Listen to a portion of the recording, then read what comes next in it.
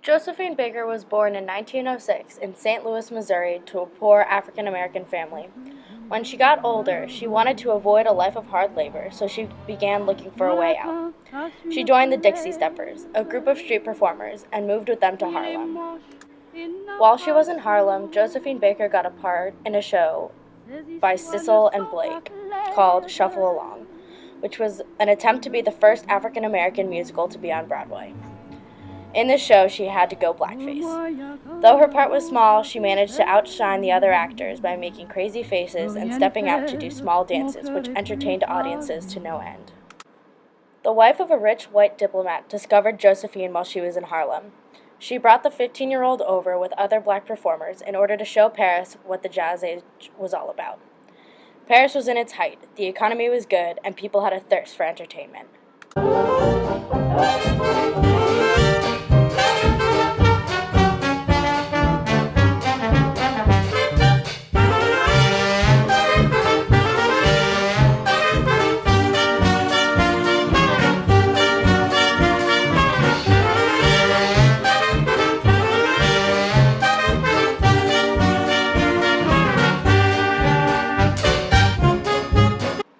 In Paris, Josephine partook in the show La Revue Negre, which made her a star.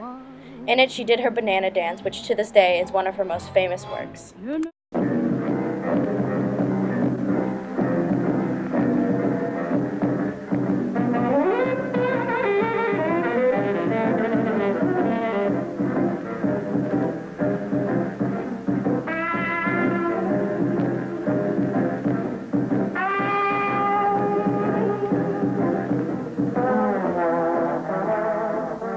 A hand-painted version of the famous banana dance recently came to light in America. It was probably shown to cinema goers as a short film before the main feature.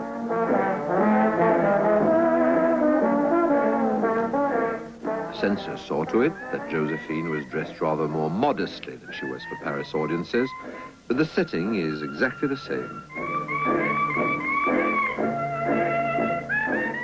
This is Josephine Baker on the stage of the Folies Bergère at a moment of music hall history.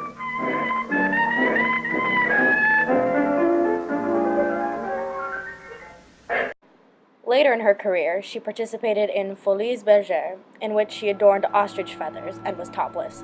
She did not mind going naked and had done many other productions that required her to be in the nude.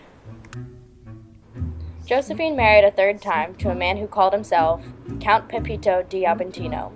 He became her manager as well as her husband and convinced her to steer her career towards the movies. She did 2 major films. One was called Princess Tam Tam, and the other, her biggest film, was called Zuzu. Though they were a success in Paris, they flopped in her home country, the United States.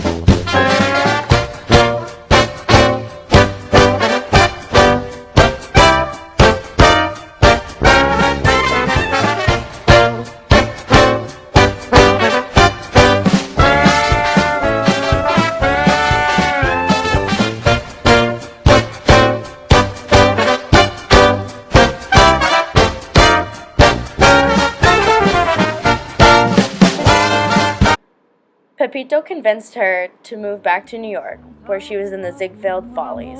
She complained that they only wanted her to perform half naked and said that she could not be herself. Her performance was not viewed highly by her fellow Americans.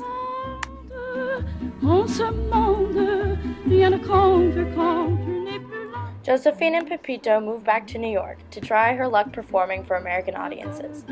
Unfortunately, they were not met with open arms. They were refused service from 36 hotels, and that sparked something in Josephine. She decided to travel south, ditching her identity in order to see what it was like living as an average African American. She was appalled to discover the amount of discrimination her people faced. She wrote about her experiences for a French magazine, and from then on, vowed to live a life helping her people.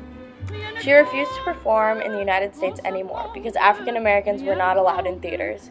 She went to South America instead, where she was accepted as a performer. In Havana, Cuba, co-owner of the Copa City Club, Ned Schuyler, saw her performance and begged her to come perform at the club in Miami Beach. Because they did not let in Negroes into their club, she refused to perform. Ned and Josephine continued to negotiate and eventually agreed that, quote, "It is understood and agreed between both parties that patrons are to be admitted regardless of race, color, and creed." From there on, she was in high demand throughout the United States. However, she kept her policy. She would not perform unless African Americans were allowed to attend. One of the most controversial events in her life occurred at the Stork Club. She was with her husband and a few other friends at the highly praised club in New York City, which was known for its celebrity clientele. When she ordered her food, she did not receive her order for over an hour. All the while, the waiter avoided the table. She was outraged by this blatant discrimination. Josephine went to the police and filed a report. Walter Winchell, a writer, was criticized for not coming to her aid. In response, he started writing columns about Josephine, saying that she was a communist and was causing riots. Clubs started to cancel her performances because she became too controversial, but Josephine did not care. She said, quote, "I'm willing to sacrifice my career for a principle. If I have to leave the country, I will leave with my own dignity and the dignity of my race intact." Josephine left the United States and began performing again in South America. In Uruguay, instead of dancing and singing, she was giving a lecture. She spoke about discrimination in Africa and the United States. The ambassador to the United States in Uruguay was keeping tabs on her, and so was the FBI. Though she did not speak of her home country very highly, she was found not to be a threat because of her political views. They were not radical.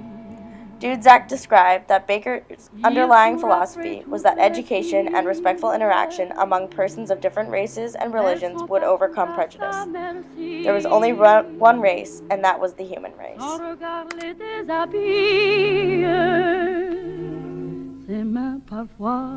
The Rainbow Tribe was a culmination of Josephine Baker's ideology of civil rights. She adopted 12 children with her fourth husband, Joe Bouillon. They ranged in different ages, ethnic backgrounds, and religions. She had 2 girls, 1 French, 1 Moroccan, and 10 boys that were Korean, Japanese, Colombian, Finnish, French, Israeli, Algerian, Ivorian, and Venezuelan. She hosted them at a beautiful castle-like palace, which she called the Chateau de Monde. She made her children a spectacle, trying to demonstrate how all these children from different backgrounds can be raised together to live in harmony. She said that, quote, "Through the example of these children developing according to their nature, I want to show people of color that not all whites are cruel and mean. I will prove that human beings can respect each other if given the chance." It was an interracial experiment that was successful as far as the children growing up together. Josephine Baker rose from a very humble background to being the first African-American woman celebrity. She then used that fame to give back to her colored people and took action. She did not just talk about harmony, but made it happen through her Rainbow Tribe. Though she might seem a bit crazy at times, Josephine Baker will forever be remembered as one of the greatest performers of her time.